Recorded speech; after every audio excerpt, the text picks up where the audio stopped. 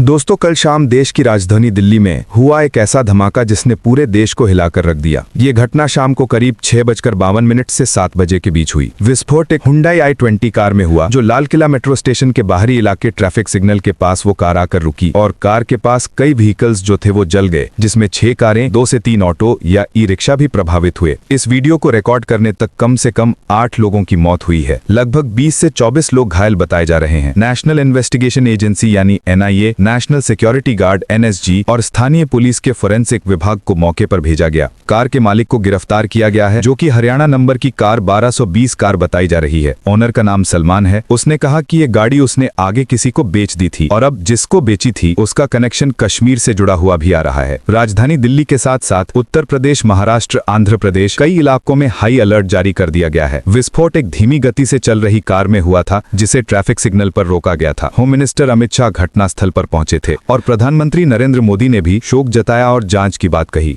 लोगों से हम यही अपील करना चाहते हैं दोस्तों कि अफवाहों पर बिल्कुल भरोसा ना करें और कोई भी जानकारी यहाँ वहाँ शेयर ना करें। आधिकारिक यानी ऑफिशियल जानकारी आए उसी को सच माने। पता नहीं बहुत तेज एक ब्लास्ट हुआ, खूब तेज वाला। हम तो अपने बच्चे लेकर आए कैसे। इस इंसिडेंट में कुछ लोग को इंजरीज भी आई हैं और कुछ लोगों की डेथ भी हुई है। तुरंत जांच होकर नतीजा जो आएगा, जांच हम जनता के सामने रखेंगे। लेकिन दोस्तों, कल के ही दिन सुबह से जो 2 खबरें आई उसने सबको हैरान कर दिया, क्योंकि डॉक्टर एक ऐसा प्रोफेशन जिसको दुनिया में जान बचाने के लिए जाना जाता है। लेकिन इस देश के अंदर 2 ऐसे डॉक्टर्स पकड़े गए जिनका मंसूबा अगर कामयाब हो जाता तो इस देश के ऊपर एक ऐसा आतंकी हमला हो जाता जिसको लोग सदियों तक याद रखते। देश के अंदर इनमें से एक डॉक्टर ने एक ऐसा केमिकल बनाया जिसे छूने से भी इंसान मर सकता था। वहीं फरीदाबाद से एक ऐसे डॉक्टर को पकड़ा गया जिसके पास 350 किलो से ज्यादा विस्फोटक था। इसके अलावा टोटल 2900 किलोग्राम एक्सप्लोजिव मिलने की भी बात सामने आई। सोचिए, जिस जगह से ये एक्सप्लोजिव बरामद किए गए वहां से प्राइम मिनिस्टर का घर, राष्ट्रपति भवन और देश की संसद मात्र 30 से 35 किलोमीटर की दूरी पर थी। और ये सब दिन भर चल ही रहा था कि शाम तक दिल्ली में ब्लास्ट की भी खबर आ गई। दोस्तों, गुजरात ATS ने 3 ऐसे आतंकवादियों को पकड़ा जिनका मंसूबा अगर कामयाब हो जाता तो देश में एक बहुत बड़ा हमला हो सकता था। ये हमला न सिर्फ लाखों लोगों की जान लेता बल्कि कितने ही परिवारों को बर्बाद कर देता। गुजरात ATS ने जिन 3 आतंकियों को हाल ही में पकड़ा है वो देश भर में बड़े आतंकी हमले की साजिश रच रहे थे और उनके पास हथियार, जिंदा कारतूस और खतरनाक घातक केमिकल मैटर्स मिलने की भी पुष्टि हुई है। इन 3 आतंकियों का मकसद देश के अलग अलग हिस्सों जैसे दिल्ली, लखनऊ, अहमदाबाद सहित बाकी हिस्सों में ये बोला जा रहा है कि ये लोग पाकिस्तान और अफगानिस्तान के हैंडलर्स से संपर्क में थे। अहमदाबाद, दिल्ली और लखनऊ के सेंसिटिव इलाकों में इन्होंने रेकी करके खुफिया जानकारी और फोटो खींच कर रखी थी। जांच में पता चला कि इनका मुख्य मकसद राइसिन जैसा विषैला पदार्थ जिसकी मदद से एक केमिकल आतंकी हमला करने का था। इन तीनों का नाम डॉक्टर अहमद मोइदुन सैयद, आजाद सुलेमान शेख और मोहम्मद सुहेल खान है।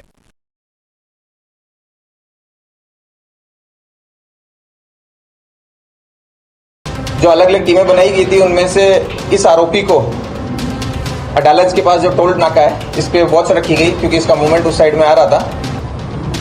वॉच के आधार पर एक आंध्र प्रदेश नंबर की एक गाड़ी वहां से गुजरती हुई मिली, उसको रोका गया, चेक किया गया तो इसमें जो इन्फॉर्मेशन वाला आदमी है सैयद अहमद मोहिउद्दीन, ये हमें मिल गया। सोर्सेज बता रहे हैं कि इन तीनों को अलग अलग काम सौंपे गए थे। मोहिउद्दीन पेशे से एक डॉक्टर था जो चीन से MBBS पास आउट था। वही राइसिन बनाने की कोशिश कर रहा था। साथ ही 20 साल का सुलेमान शेख हथियारों की सप्लाई और रेकी में शामिल था। वहीं 23 वर्ष का सुहेल खान हथियारों का इंतजाम और आतंकी गतिविधियों में हिस्सा लेने वाला था। मोहिउद्दीन सैयद इस साजिश का प्राइम सस्पेक्ट है, जिसने राइसिन जैसे खतरनाक केमिकल की जानकारी रखने के चलते ये हमला करने की कोशिश की थी। इनमें से 2 लोग पाकिस्तान से हथियार मंगाकर गुजरात पहुंचे और महत्वपूर्ण जगहों की रेकी की। जांच में पता चला है कि इनका मार्गदर्शन अफगानिस्तान के अबू खदीजा नामक हैंडलर के जरिए हो रहा था, जो ISKP यानी इस्लामिक स्टेट खोरासन प्रोविंस से जुड़ा है। अब बड़ी संख्या में हथियार, कारतूस और केमिकल मैटर का मिलना इस बात का संकेत है कि ये लोग लार्ज स्केल आतंकी हमले या बायोलॉजिकल टेरर अटैक की योजना में थे। ये लोग देश के भीड़ भाड़ वाले शहरों में हमला करने के इरादे से हथियारों की सप्लाई और रेकी कर चुके थे। उनके पास से मिले केमिकल से ये भी क्लियर था कि वो ट्रेडिशनल और organic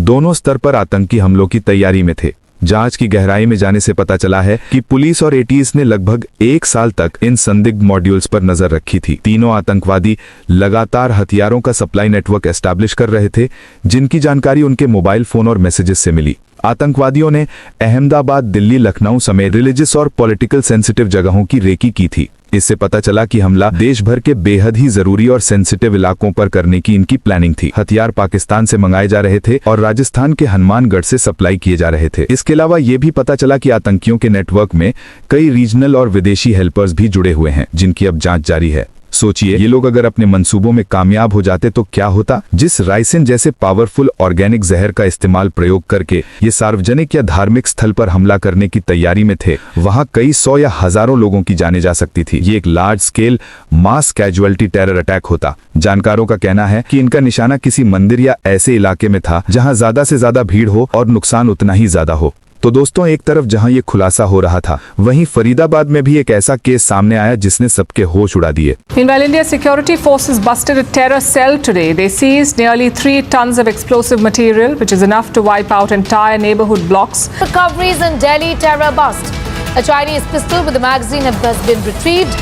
2,900 kilograms of IED making materials found by the police. Space information coming in. Doctors in interrogation have revealed that they were chosen for the task because nobody would have suspected doctors as far as the region is concerned. Kashmir police ने फरीदाबाद, हरियाणा के पास 350 kilogram से ज्यादा ammonium nitrate विस्फोटक और 2 assault राइफलें बरामद की। इन्हें बरामद करने के कुछ दिन पहले उत्तर प्रदेश के सहारनपुर से डॉक्टर आदिल अहमद रदर को गिरफ्तार किया गया था, जो श्रीनगर में JEM यानी जैश-ए-मोहम्मद के पोस्टर चिपकाने के आरोप में था। डॉक्टर आदिल अहमद रदर की पूछताछ के दौरान मिली जानकारी के आधार पर पुलिस ने फरीदाबाद में विस्फोटक और हथियारों का जखीरा खोज निकाला। यहाँ विस्फोटक और हथियार दूसरे डॉक्टर मुजाहिल शकील के पास रखे गए थे, जो पुलवामा, जम्मू कश्मीर का रहने वाला है और फरीदाबाद के एक हॉस्पिटल में काम कर रहा है। फरीदाबाद के पुलिस कमिश्नर ने बताया कि विस्फोटकों के साथ टाइमर भी बरामद हुए। बरामद असॉल्ट राइफलें बेहद खतरनाक थी। डॉक्टर आदिल अहमद रदर पहले गवर्नमेंट मेडिकल कॉलेज अनंतनाग में काम करता था। वहां पर भी उसके लॉकर से असॉल्ट राइफल बरामद हुई थी। उसके खिलाफ मुकदमा भी दर्ज किया गया है। जांच में इतनी बड़ी मात्रा में विस्फोटक राजधानी के नजदीक मिलने से सवाल उठता है कि मकसद क्या था और इसे बिना पकड़े कैसे यहां लाया गया,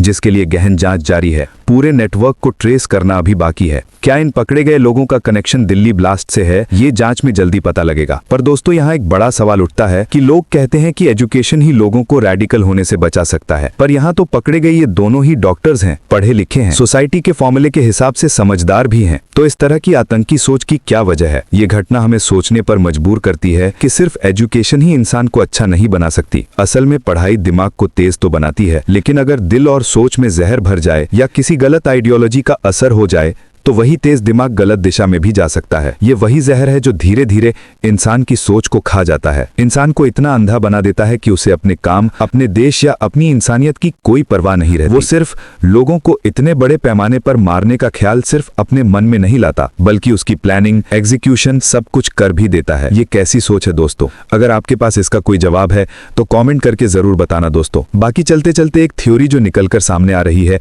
जांच में हालांकि पता चलेगा सच क्या है, झूठ क्या है, लेकिन जो डॉट्स कनेक्ट हो रहे हैं वो ये कहा जा रहा है कि हुंडई i20 जिसमें ये ब्लास्ट हुआ है दिल्ली में लाल किले के सामने, उसका ओरिजिनल ओनर था मोहम्मद सलमान, लेकिन उसने इस कार को नदीम को बेच दिया। बाद में नदीम ने भी ये कार एक डीलर को बेच दी जो फरीदाबाद का था, और एंड में इस कार को खरीदा तारिक ने। तारिक जो फरीदाबाद में तो रहता था लेकिन ओरिजिनली पुलवामा का था। सोचिए, डॉक्टर मुजम्मिल शकील, जिसके यहाँ से लगभग 3000 किलो की IED मेकिंग मटेरियल सीज की गई, यानी वो विस्फोटक बरामद किया गया, वो भी फरीदाबाद में रहता लेकिन था। वो भी ओरिजिनली पुलवामा यानी कश्मीर का था। यानी ये आपस में सारी चीजें जुड़ती हुई दिखाई तो दे रही हैं। हालांकि जांच एजेंसियां जब जांच करेंगी तो सही तार कहां से किससे जुड़ रहा है वो हमें जरूर बताएंगे। लेकिन लगता यह है कि तारिक पैनिक कर गया क्योंकि डॉक्टर मुजम्मिल पकड़ा गया और इसीलिए जल्दबाजी में लाल किले के सामने ये हमला किया गया।